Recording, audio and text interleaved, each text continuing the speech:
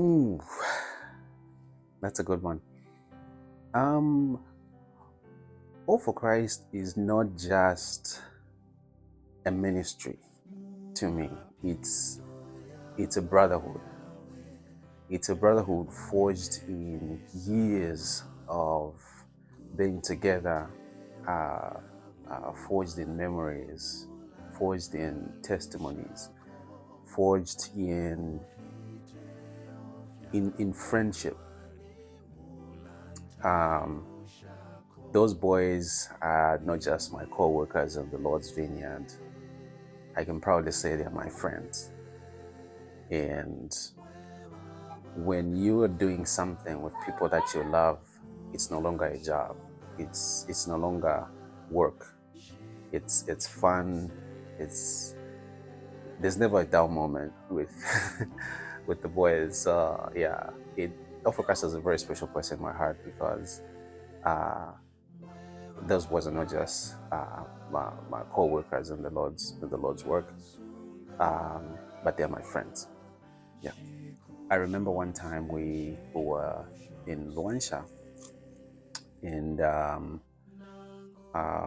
one of the people there, one of the ladies there, came after the program, say, "Hey, my mom is a fan, and she really wants, she would love for you to come home, and if you could just sing to her. She's been sick, and it would mean everything to her." So we decided to go there, and we met with the lady, and she told us how her favorite song was Kasambwe, and how she had a dream that day that we would go and to her home and minister to her, and it would be very specific details of how we went there, and it happened the very same way she saw it in her dream, that would be there, she would be coming from the market, and when we got there, she wasn't home, and just a few minutes later, she came from the market to buy some tomatoes or something.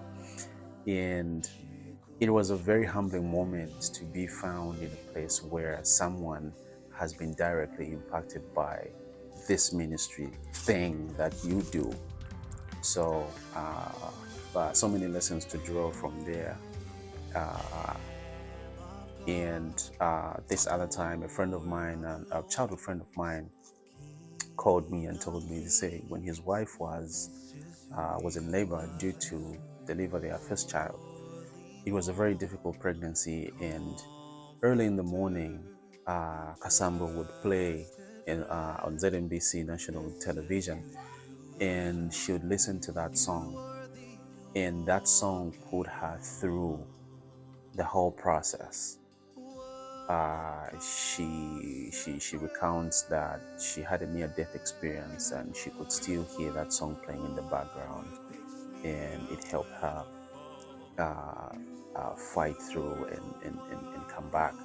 So it's humbling moments like that have remained engraved in my brain as memories of Christ, but also um, funny moments that we've had, that we've shared as a group.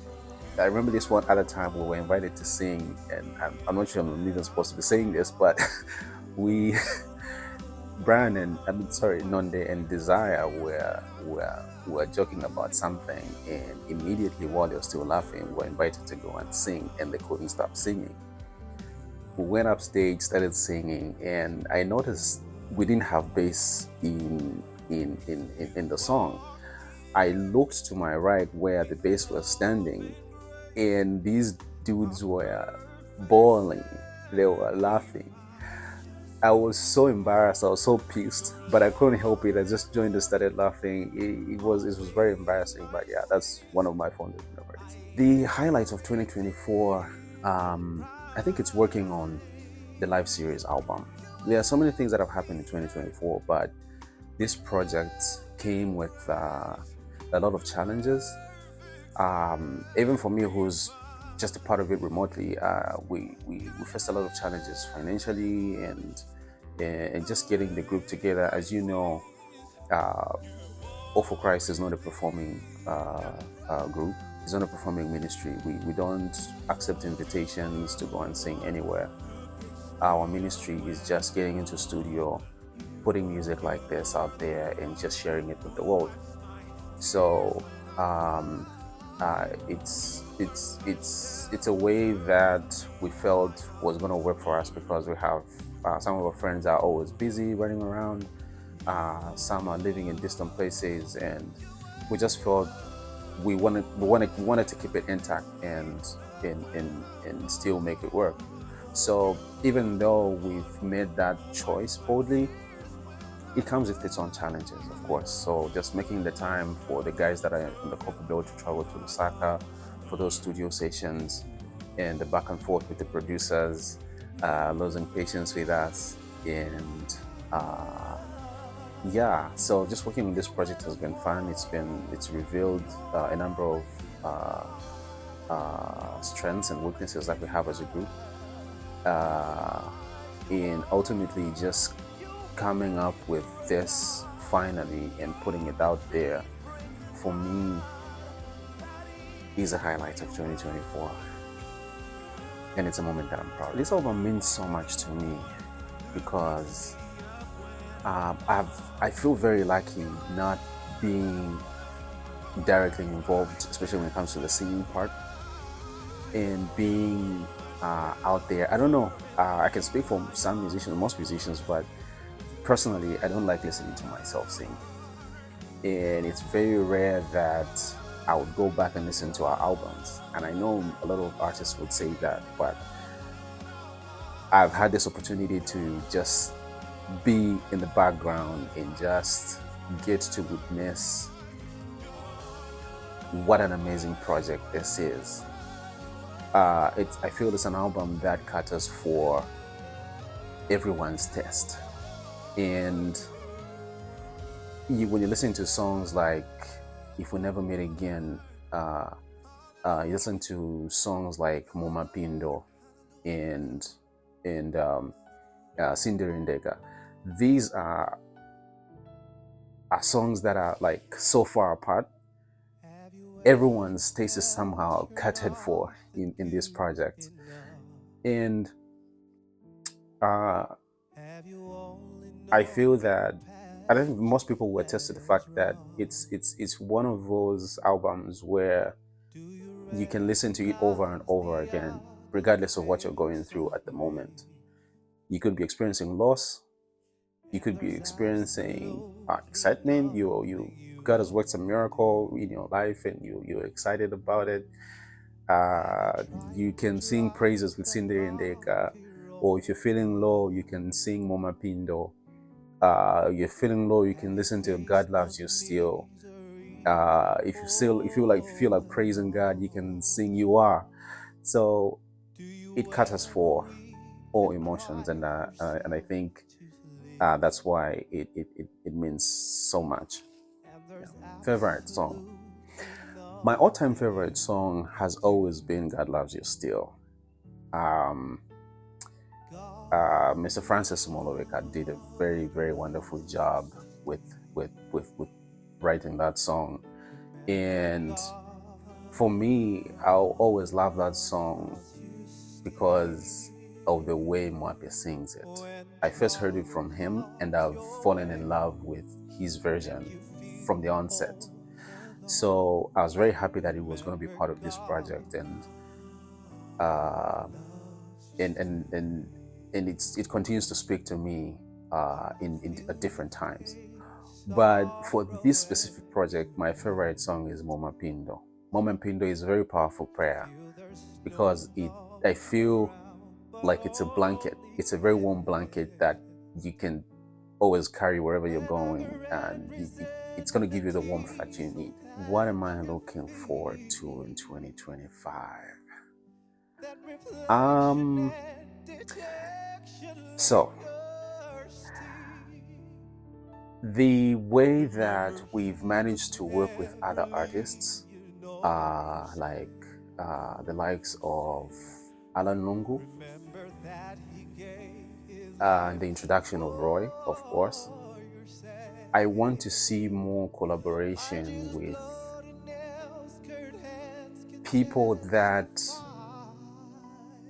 have not been heard of.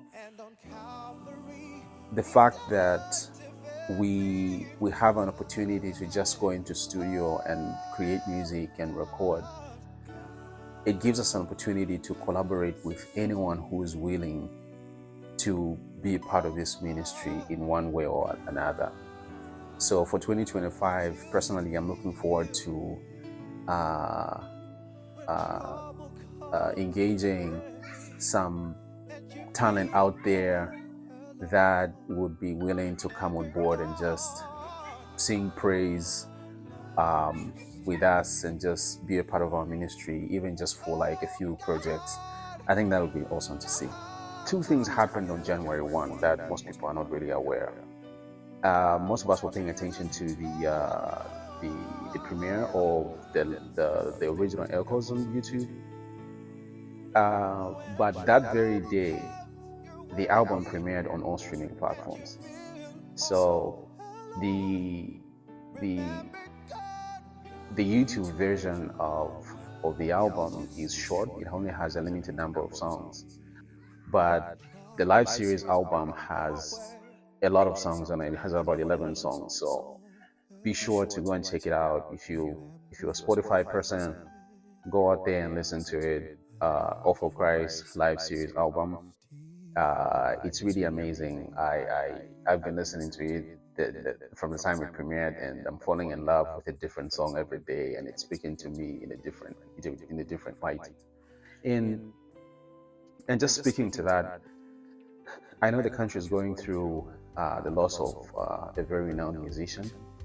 And when you listen to our album, I think most people would rush to thinking they should be listening to If We Never Meet Again. But this morning when I was listening to that song, it gave me a very different feeling in Revelation. I felt it's not a song that we're supposed to sing when we lose someone. No. It's a song that we need to sing every day for the people that are alive with us, for the people that we love. It's a reminder to everyone to say life is fragile.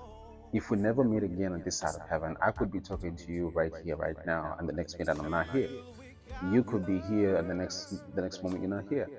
So it's a song that can be appreciated and should be appreciated in that light, as a reminder that we need to start living right, as a reminder that we need to check ourselves so that we can meet on that beautiful shore. We need to start seeking Jesus daily, so that we can have an opportunity to meet our loved ones on that beautiful shore. So yeah, so my message to you really is just go out there, listen to our album, like our Facebook page, follow us on YouTube, and help us to reach more people as we embark on this ministry. If you have any suggestions, you can reach out to any member of the group. If you have any songs that you'd like to see on the live series or any other way we can improve on our work, you can reach out to any of the members. And yeah, I wish you all the best and Happy New Year. If we never meet again this side of heaven, I will meet you on that beautiful